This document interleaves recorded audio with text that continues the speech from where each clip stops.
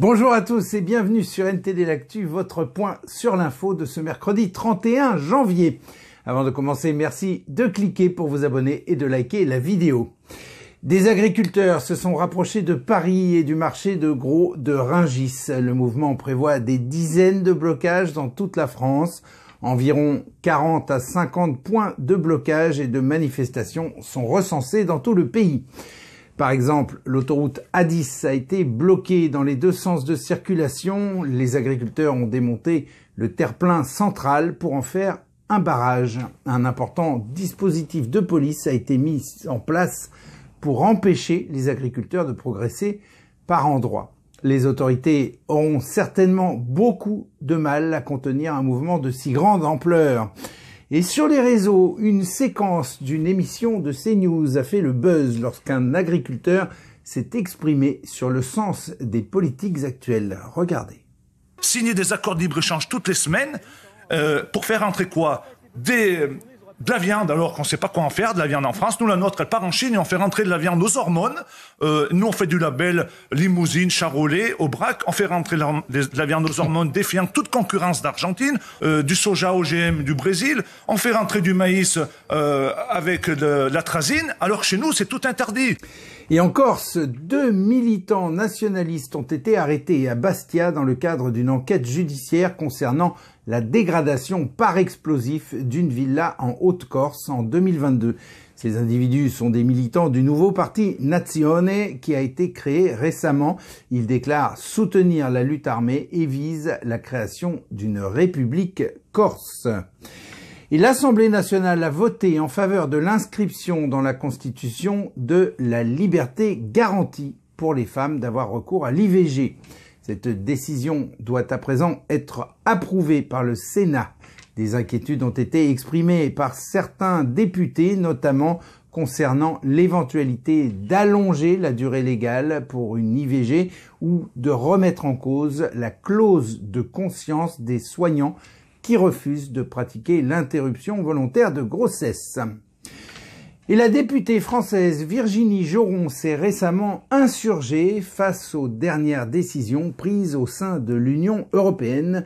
Voici un extrait de son intervention. Alors moi, je l'ai vu concrètement quand je vois Madame von der Leyen qui signe un chèque en blanc à une entreprise qui vient du Vietnam pour alimenter le marché de l'Union européenne avec la protéine d'insectes. Protéine d'insectes dont on ne sait pas aujourd'hui les conséquences à moyen terme et long terme si ça va produire de l'allergie chez nos concitoyens.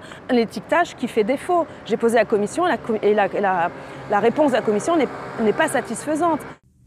Et le propriétaire de l'hebdomadaire Valeurs Actuelles, Iskandar Safa, est décédé des suites d'une grave maladie. Cet homme d'affaires franco-libanais contrôlait des chantiers navals dans divers endroits du monde. Connu pour sa discrétion, il avait également été l'un des négociateurs de la libération des otages français au Liban en 1988. Sa fortune s'élevait en 2023 à près d'1,5 milliard d'euros. Et je laisse maintenant la parole à Anthony. Anthony qui va nous parler aujourd'hui d'étiquette. Anthony, c'est à vous, on vous écoute. Merci Rémi. Bonjour à tous. Alors que l'Europe est en pleine crise agricole, une révolution silencieuse s'annonce dans les supermarchés. Aujourd'hui, nous abordons le sujet de la refonte des normes d'étiquetage des volailles qui risque de porter un coup dur aux éleveurs français de volailles fermières. Actuellement, 5 mentions guident nos choix comme par exemple élevé en plein air ou fermier élevé en liberté. Elles sont le symbole d'une transparence alimentaire chère aux consommateurs et aussi aux producteurs. Or voilà que la Commission européenne envisage maintenant de supprimer ces repères, ouvrant la porte à une multitude de descriptions non régulées. Ce flou menace non seulement de rendre difficile la distinction des produits de qualité des autres, mais c'est aussi la survie de pans entiers de l'agriculture traditionnelle française qui est en jeu. Restez avec nous pour découvrir dans notre reportage vidéo l'ampleur de cette controverse et les voix qui s'élèvent pour défendre l'héritage de l'élevage fermier. Le projet de nouvelles normes présenté par la Commission européenne fin 2022 pourrait radicalement transformer l'étiquetage des volailles. Les normes actuelles, en vigueur depuis 1991, permettent aux consommateurs d'identifier clairement les modes d'élevage grâce à 5 mentions distinctes. Ces étiquettes, telles que fermier élevé en plein air ou sortant à l'extérieur, jouent un rôle crucial dans l'identification des produits de qualité supérieure. La France est le pays européen avec la plus grande production de volailles alternatives. Les productions fermières élevées en plein air ou en liberté ont une place importante, puisqu'elles représentent au moins 20% de la production française, notamment via les productions AOC, Label Rouge et Bio. Jusqu'à présent, ce système garantissait une compétition équitable entre producteurs européens, tout en offrant aux consommateurs une visibilité claire sur la qualité des produits. Toutefois, en vol, l'Association nationale interprofessionnelle de la volaille de chair s'alarme. Ces symboles d'excellence pourraient perdre leur signification face à un flot de qualifications ambiguës. Le projet de la Commission permettrait l'apparition de mentions non réglementées et potentiellement trompeuses, telles que poulet de plein vent ou poulet libre. En vol alerte sur les risques de ce projet pour les productions fermières élevées en plein air ou en liberté, soulignant la disparition potentielle de ces pratiques en France. Le projet menacerait directement 5000 éleveurs et 10 000 emplois ruraux. Aussi, l'organisation interprofessionnelle presse le gouvernement français d'opposer son veto à ce projet de la Commission, considéré comme une menace directe pour le modèle agricole français, réputé pour sa qualité et sa durabilité. La clôture des discussions entre la Commission et les États membres est prévue pour vendredi 2 février. Alors, si les règles changent, les conséquences pour l'aviculture française pourraient être dramatiques. Les consommateurs, eux, risquent de se retrouver face à une multitude de termes vagues et non réglementés, rendant le choix des produits de qualité plus complexe. Et pour les éleveurs, cela signifie une concurrence accrue et potentiellement déloyale, mais aussi la difficulté de maintenir des pratiques d'élevage respectueuses de l'environnement et aussi des animaux bien sûr. Par ailleurs, on peut imaginer des retombées sur l'avenir de l'excellence gastronomique française et de ses traditions rurales. Du coup, avec la discussion entre la Commission et les États membres sur le point de se clore ce vendredi 2 février, l'heure est à la décision. Et la France, en tant que principal producteur de volailles alternatives en Europe, a un rôle crucial à jouer dans cette bataille pour le maintien des normes d'étiquetage et l'avenir de notre agriculture.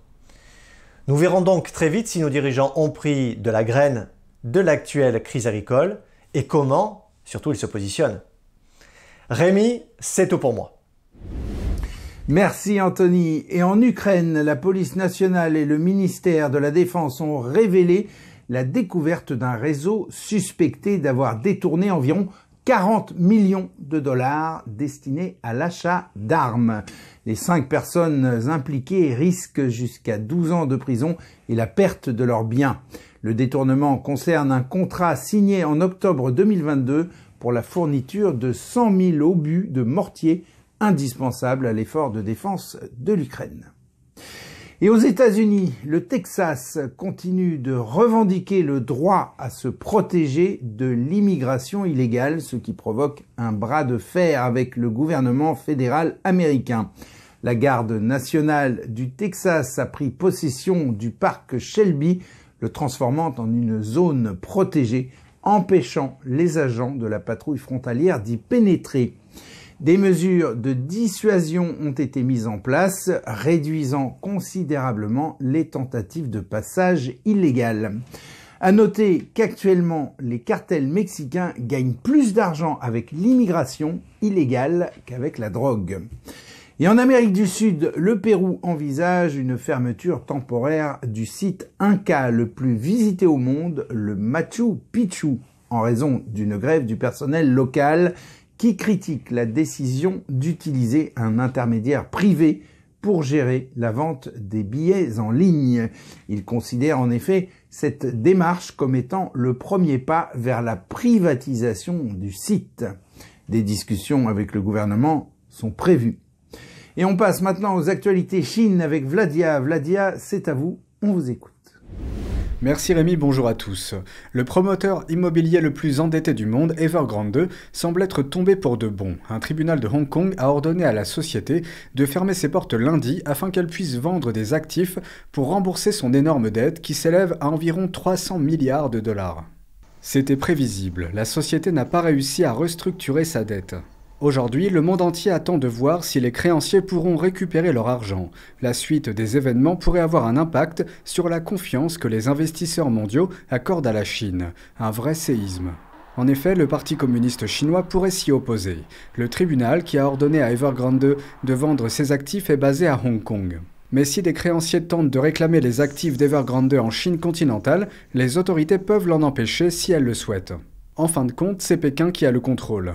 Mais en même temps, la Chine a plus que jamais besoin d'investissements étrangers. Son économie s'est effondrée et des milliards d'investissements étrangers ont fui le marché. La disparition d'Evergrande aurait des conséquences majeures pour les autres sociétés immobilières chinoises. Une douzaine d'entre elles sont en train de restructurer leurs dettes. Leurs investisseurs comptent parmi les plus grands du monde. Bien sûr, ils vont faire en sorte de limiter la casse.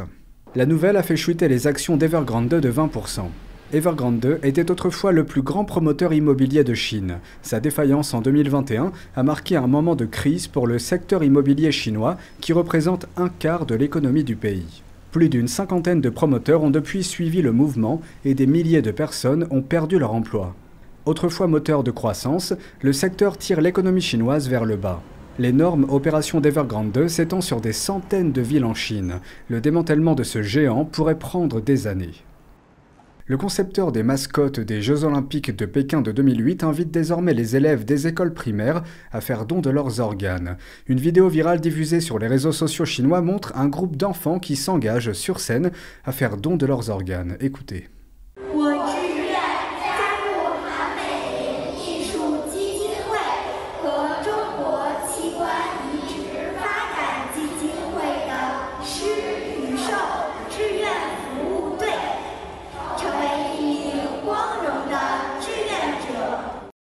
Cet événement s'inscrit dans le cadre d'une collaboration entre la Fondation chinoise pour le développement de la transplantation d'organes et la Fondation Han Meilin. Han Meilin est le créateur original des poupées chinoises Feu Hua, les mascottes des Jeux Olympiques d'été de 2008.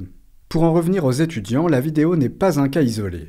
D'autres images montrent des étudiants s'engageant à devenir donneurs d'organes dans toute la Chine. D'autres reportages ont également révélé que les manuels d'anglais des lycées chinois véhiculent une idée similaire, à savoir que les étudiants de plus de 18 ans peuvent signer des accords de don d'organes sans l'autorisation de leur tuteur. De plus, en décembre dernier, Pékin a adopté une nouvelle loi sur le don et la transplantation d'organes. Elle entrera en vigueur dans 4 mois et permettra au pays de pratiquer davantage d'opérations de transplantation. Des experts estiment que cette loi vise à dissimuler un grand nombre de transplantations d'organes illégales. Depuis des années, les organisations de défense des droits de l'homme dénoncent les pratiques clandestines du régime chinois en matière de prélèvement d'organes à vif. Elles affirment que cette pratique est utilisée pour persécuter les dissidents et les croyants, notamment les pratiquants de Falun Gong.